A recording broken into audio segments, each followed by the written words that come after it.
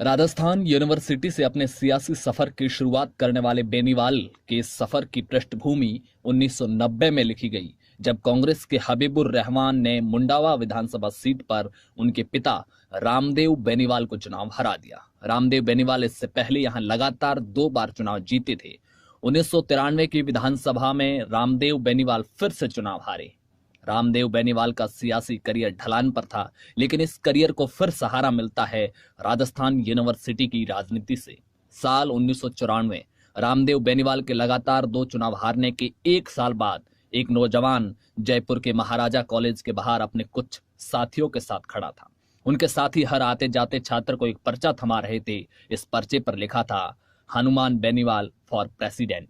हनुमान बेनीवाल 1994 में महाराजा कॉलेज से पहली मर्तबा अध्यक्ष बने। यह सियासत में उनका पहला कदम था।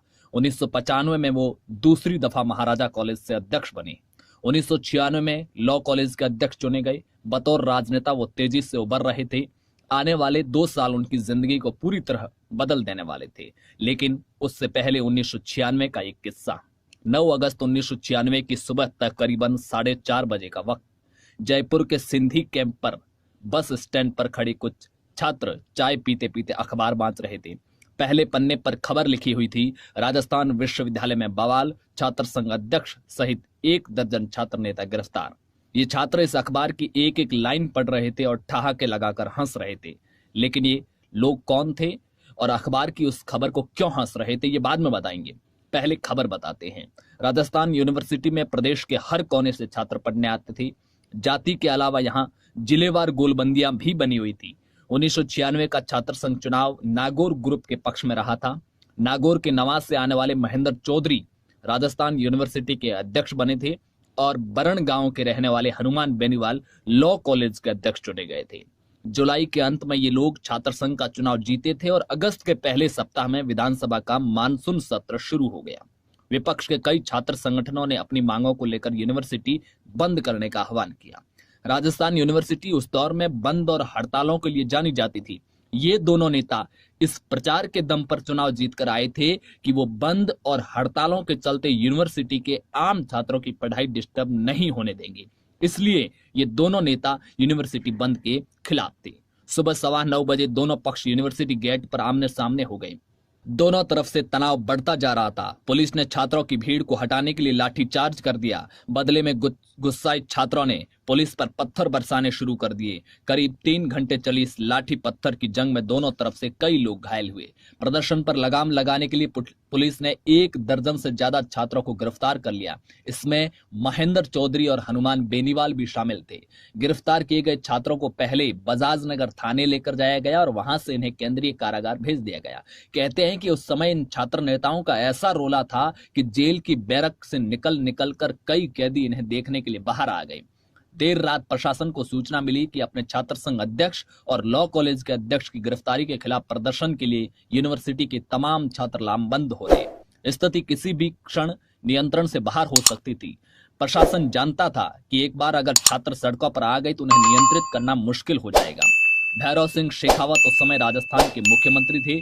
विधानसभा सत्र के दौरान वो राजधानी में छात्रों का कोई आंदोलन नहीं चाहते थे। स्थिति पर काबू पाने का एक ही जरिया था, गिरफ्तार किए गए छात्र नेताओं को तुरंत रिहा कर दिया जाए। लेकिन इसमें भी एक दिक्कत थी। जेल के कायदे के हिसाब से सूरज डूबने के बाद जेल के दरवाजे नहीं खोले जा सकते थे।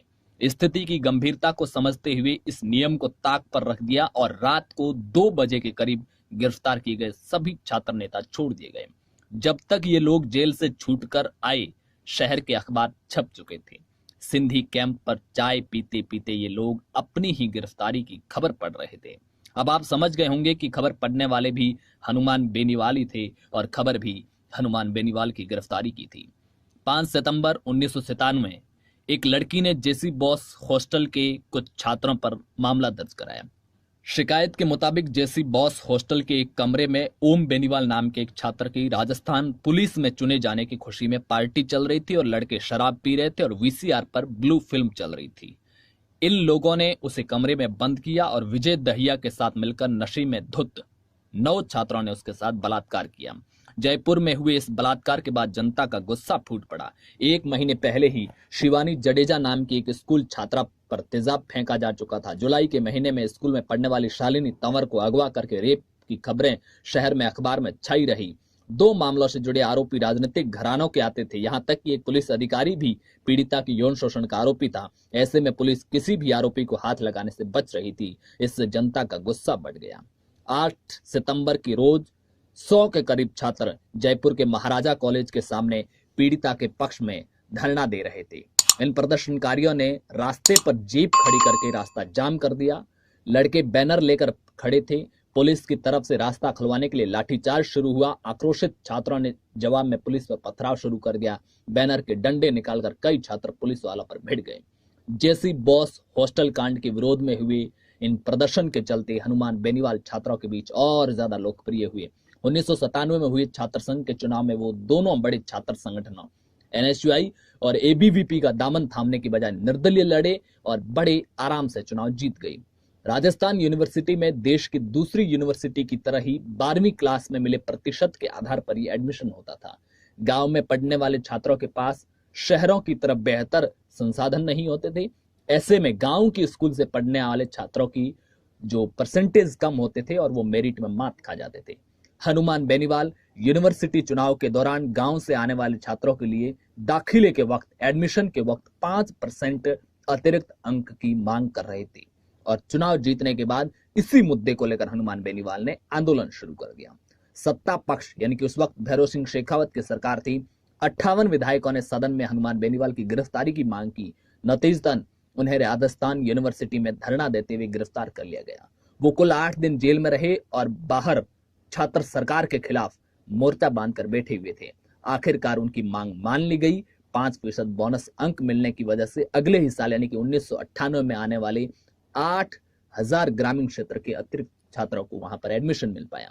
हनुमान बेनीवाल के पिता रामदेव बेनीवाल 1990 और 1993 का विधानसभा चुनाव हार चुके थे।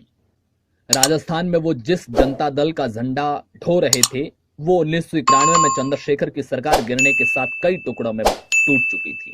इन कठिन समय में उनका साथ दिया भैरव सिंह शेखावत ने। वही भैरव सिंह शेखावत जिनके खिलाफ हनुमान बेनीवाल जयपुर में छात्र आंदोलन का नेतृत्व कर रहे थे।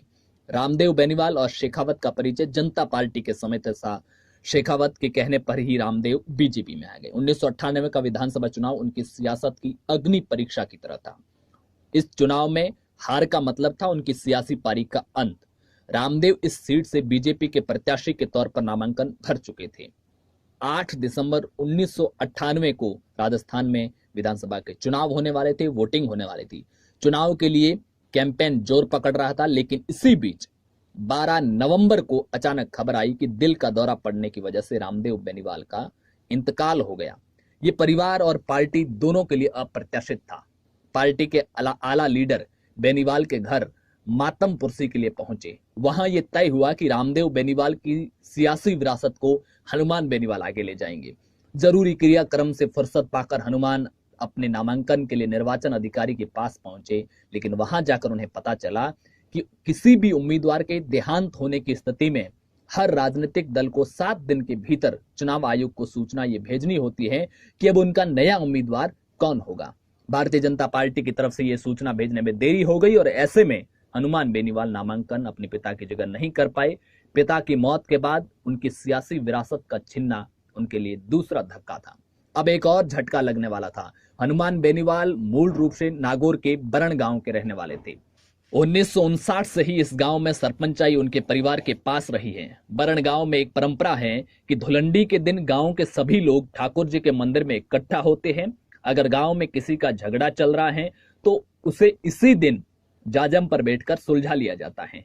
10 मार्च 2001 के रोज लोग इसी रवायत के चलते ठाकुर जी के मंदिर में इकट्ठा हुए और इस बार मामला था सामुदायिक सभा भवन को लेकर। सरकार की तरफ से गांव में एक सामुदायिक सभा भवन मिला था जो कि वहां गांव की जमीन पर बनना था, लेकिन गांव में जमीन पंचायत की नहीं होने की वजह से वो सामुदायिक सभा भवन मंदिर की जमीन पर बनेगा। लेकिन यहां पर एक व्यक्ति जो इनका नाम परमाराम था, उन्होंने कहा कि ये जो सभा भवन बन रहा है उसका एक हिस्सा मेरी जमीन पर आ रहा है।